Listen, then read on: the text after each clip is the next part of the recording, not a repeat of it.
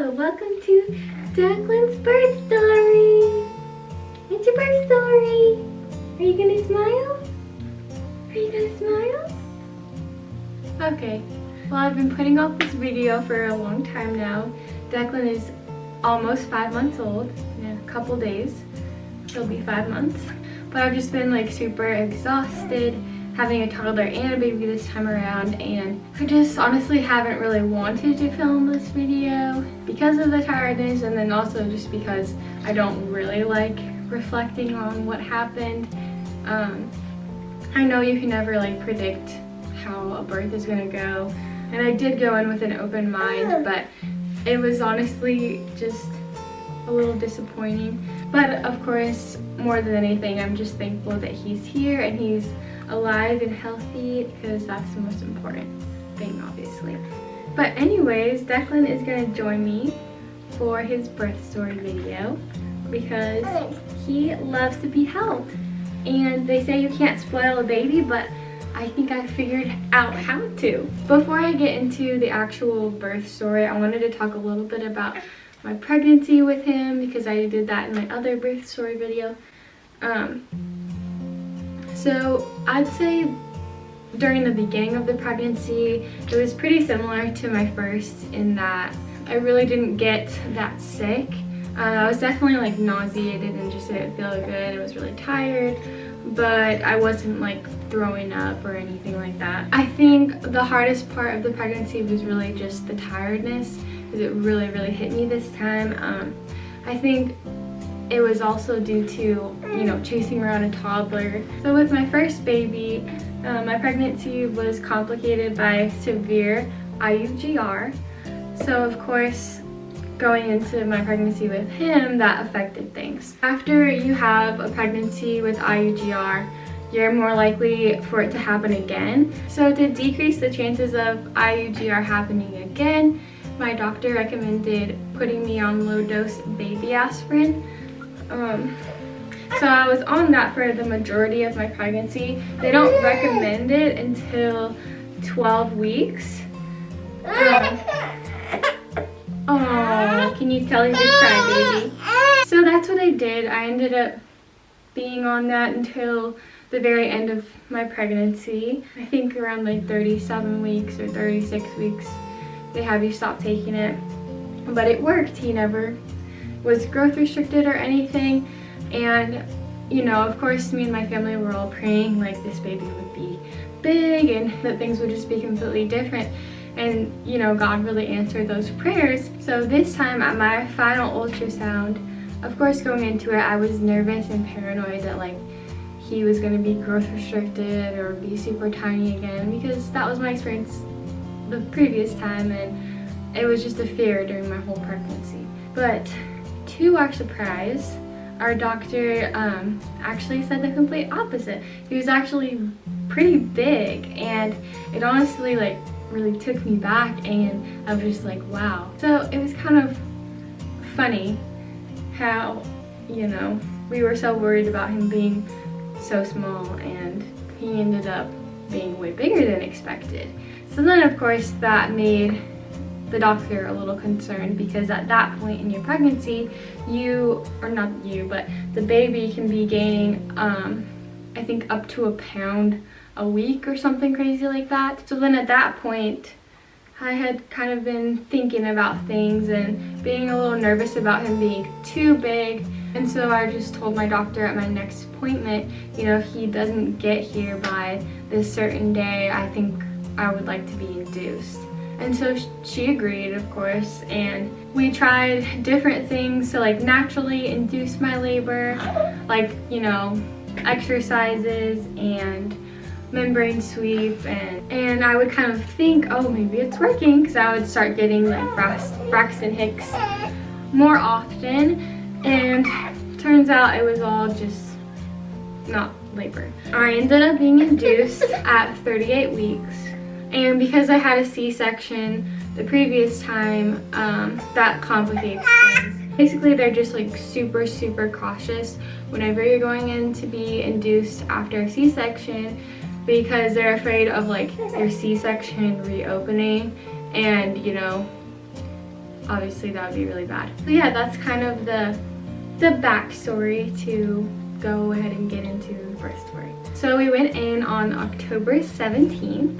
We woke up nice and early, got all ready and everything. I was feeling excited but nervous. My parents were there in town to watch Maverick, and my dad went to go get donuts for everyone. Before we left for the hospital, we called to make sure it was good for us to come in, and they said, actually, let's wait another hour before you come in. So then we went in when they told us to, which I think was around like 7 or so, 7 or 8, I don't remember honestly. But I think they didn't really get like the Pitocin started and everything till like 9 something, because you know, everything's a process. This time around, the plan was to just use Pitocin for induction. Absolutely nothing else, because I guess there's more of a risk since I had a C-section. They started the Pitocin, and it was coming out very, very slowly. Didn't really feel anything painful for, I think, several hours. I was definitely getting contractions, it's just they weren't getting hard yet.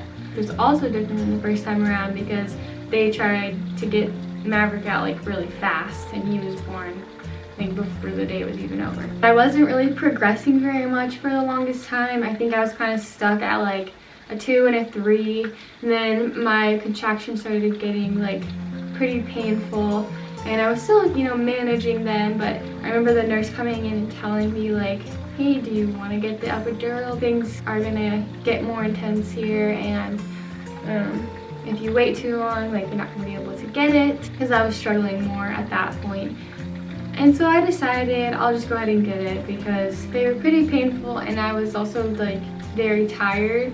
I remember like earlier in the day thinking, should I take a nap right now, because like this really isn't painful, and I so regret not taking that nap because I was so incredibly tired by the end of everything. So after the epidural, I felt great. I could still feel the contractions, but they weren't really like painful anymore. This is also the part that threw me for a loop because I was not expecting this. My doctor did not tell me it, and it really didn't register completely in my head that this was different until after his birth. But this time with the epidural, I could still move around.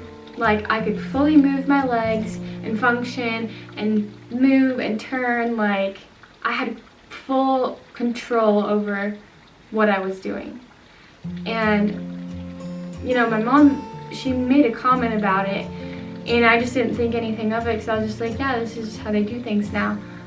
But it was not the case with Maverick. Like, I couldn't move the bottom side of my body, like, at all. I couldn't lift a toe, you know. And my doctor didn't tell me that that was going to be different this time around. I think because she didn't want to like psych me out and tell me like I wasn't going to get the full epidural or something. I don't know. I'm just going to read a quick progress note from my chart. It says patient progressed quickly from a 4 centimeters to complete. So that happened in like no time. I remember like we were all super surprised when I got checked, and she's like, whoa, you're out of 10. I remember my mom was kind of on the opposite side of the room, and she just looked at me, and you know, we were kind of excited, and she was like, you're finally gonna get the birth story that you've been wanting. And I remember just kind of like smiling at her and just saying, yeah, but like not really believing that that was gonna happen because, you know, he still wasn't here yet. Declan wasn't born yet. I was, of course, you know, paranoid the whole time that I was gonna need a C-section. So yeah, then the doctor came in and we were ready to start pushing. So we did some practice and then, you know, started pushing for the baby to come out. I was doing really good pushes, and it felt like forever, and like nothing was happening. And they'd say, oh, that's great, that's great. And you know, time just kept passing by. And I just remember feeling like very discouraged because I'm pushing like with all of my might. I'm incredibly exhausted, and I just remember feeling like I can't do this anymore, and I kept saying like I can't do this anymore. I could just feel that like everybody in the room also was just like, I don't know even how to describe it, the feeling, but everybody just kind of felt like concerned or something. And the nurse that I had who was helping me through the pushing process, she was so great and so kind and very like encouraging and telling me, you know, I can do this. And so I'd get some more strength into me, and so I just kept going for 2.5 hours, pushing and making no progress. And I was very, very discouraged. I had nothing left in me at that point, and you know, it was time like to have a C-section. I also forgot to mention that at the beginning of the day, it was just me and Michael that came in. There was nobody else with us. My parents were at home with Maverick, taking care of him. But then later in the day, like probably around lunchtime, or before that, they came in. So it was my mom, my dad, and Maverick. And they ended up going out to get lunch and coming back. And then, you know, everybody was with me. And they were all with me way longer than I expected. So even by the time I was pushing, my mom was in the room, obviously Michael was in the room with me, and my dad was in the room, and Maverick was in the room with me, which was not the plan, but I think it was cool that they got to be there for that. My dad and my son couldn't like see anything, and Maverick was actually dead asleep. Like he had no idea what was going on, so you know, it's not like he was traumatized or anything. But yeah, I had all those people with me during this process. Then going back to the pushing part, I was pushing, and even though I had the epidural, I was feeling so much, like way more than just pressure, which they say, you know, if after you have the epidural, you know, you just feel pressure, no pain, just pressure. But no, like I felt pain. I felt like where's this epidural? Like, can we crank this thing up? But no, they didn't. And I think it's because I had a C-section, and they wanted me to be able to feel what was going on in case, you know, it were to open up. And so I didn't know that going into that, and I kind of wish I would have known, so I could have been a little bit more prepared. But it is what it is. So then after we decided, you know, it was time for a C-section because the baby was stuck, the nurse, who was super nice, I remember her looking at me, and she looked at me straight in the eyes. She came up close to me and she just said, there's nothing else you could have done. And that really I guess gave me more peace about having the C-section, just knowing like there's literally nothing else I could have done. Like he was stuck. Even looking back at like the notes from my C-section, it said that he was in like the upper part of my pelvis, and when he came out, his head was like cone shaped from all the pushing, and he had like a big wound right here on the side of his head because he was actually coming through sideways. So like he wasn't coming straight down, he was just kept on like pushing into my bone. And so he got hurt during the process, and now I have like pelvic floor damage because of that. At that point, my mom and dad and Maverick went home, and my husband was still with me. I felt more comfortable going into the C-section this time because I kind of already knew like what it was like. I'd say I was a lot more anxious the first time, but this time I just tried to relax, because I remember feeling kind of like I couldn't breathe the time before, and I knew like I just needed to calm myself down, and never felt like that, never felt like I was going to throw up this time around, which was good. He came out pretty quickly, and I heard him cry, which was also an answer to prayer, because I remember praying like for my baby to cry when he came out, because it freaked me out with Maverick how when he came out I couldn't hear him, and it made me really scared that, you know, he wasn't okay. I didn't want to feel scared like that this time around. And oh my gosh, once again, God answered that prayer like beyond, because he was such a crybaby when he came out. He just kept crying and crying, and of course I couldn't do anything because I was still, you know, in major surgery. But they had actually taken him out with Michael. Like, I didn't even get to see him yet. Last time they showed me Maverick. And so I just kept waiting for them to show me my baby. And then finally, like, the C-section ended, and you know, I go out into the recovery room where Michael's there, and he's still crying. And like, I was on so many drugs at that point, like it didn't really like make me feel like anxious or anything. But I kind of remember like during the C-section, like hearing a baby cry during the process. And it didn't really register into my brain until afterward that like that was Declan the whole time. I thought it was just someone else's baby, you know. But then they told me, yeah, he's been crying ever since he was born. And Michael was just sitting there holding him. And then they handed him over to me to start like nursing him and everything. And he quieted down and got comfortable. And he was just so sweet and so precious and so beautiful. And I think it's also kind of funny because he's still a crybaby to this day. Like, he's a mama's boy. I mean, he's a good baby though.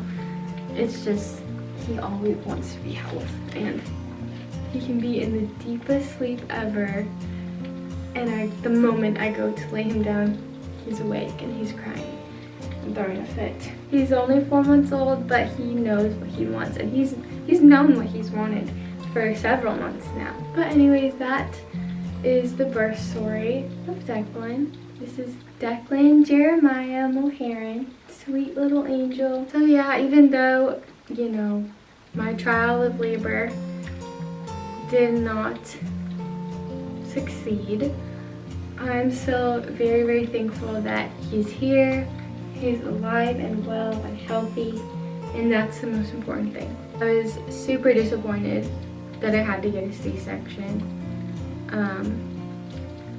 And I guess looking back, it's easier to see now, like, even though God didn't answer that specific prayer, like he did answer other prayers and showed me that he was there with me the whole time. And I don't know why this happened, but I know there's a purpose in everything. I'm thankful that I even have the ability to have a C-section, because who knows, we both could have died if that wasn't even an option. I'm just quickly gonna finish recording on my phone because my camera ran out of battery space. Or battery space, what am I saying? You know what I'm talking about. I'm very tired. But just look at that sweet face. I guess I could also mention his name, like the thoughts and meaning behind it. We went through a lot of names, and a lot of the ones that I really liked, Michael didn't like, and vice versa. But we both really liked the name Declan, obviously. And it's kind of cool because it's an Irish name, and Michael's family, some of his family is Irish, so there's that. And his name means man of prayer. So we both really liked the meaning behind it, and just that it's kind of different, not like super common. And then his middle name, Jeremiah. Michael picked it out, and I liked it too. I think it sounds good together. So I can't remember what Jeremiah means, but it had a nice meaning to it as well. But yeah, that's the end of this video. Thank you for watching Declan's birth story, and I hope to get into making more videos here again, but it just really hasn't been the best time ever since he's born to film, because every time I get the camera out, Maverick's like all over it, and so it's not the most enjoyable. But I still do like making videos and hope to do it again in the future. Thank you for watching. Bye. So Maverick, what do you think about baby Declan? What do you think about baby Declan? Do you like, oh, thank you. Do you like your baby brother? Yeah. Yeah. And do you love him? Do you love your baby Declan? You're just looking at your feelings? Yeah. Yeah.